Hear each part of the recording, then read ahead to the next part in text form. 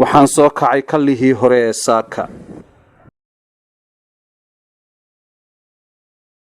maxaa yeelay waxaan ahay aabba awlaadiisa la jecel in ay nolol helaan maanta oo la micno ah in aanay berri igaga dayan xamaalinimada aan maanta ku soo koriyey isla markaana ay wax bartaan helaana nolol ka duwan nolosha adag ee maanta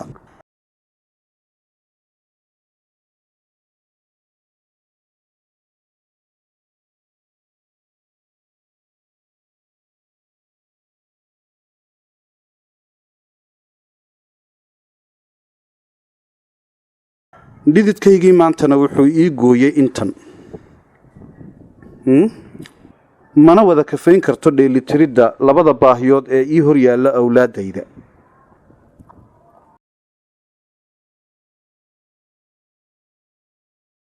haddaan helay dantu waa iskaashi ee bal aan walaalahayga Soomaaliyeed la wadaago wax meel u sii dhigashada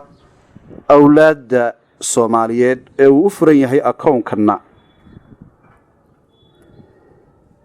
bal haddaba aan ku rito inta ugu yar ee iga gooda maxaa yeelay quraanjo ururtay mulac waa jirta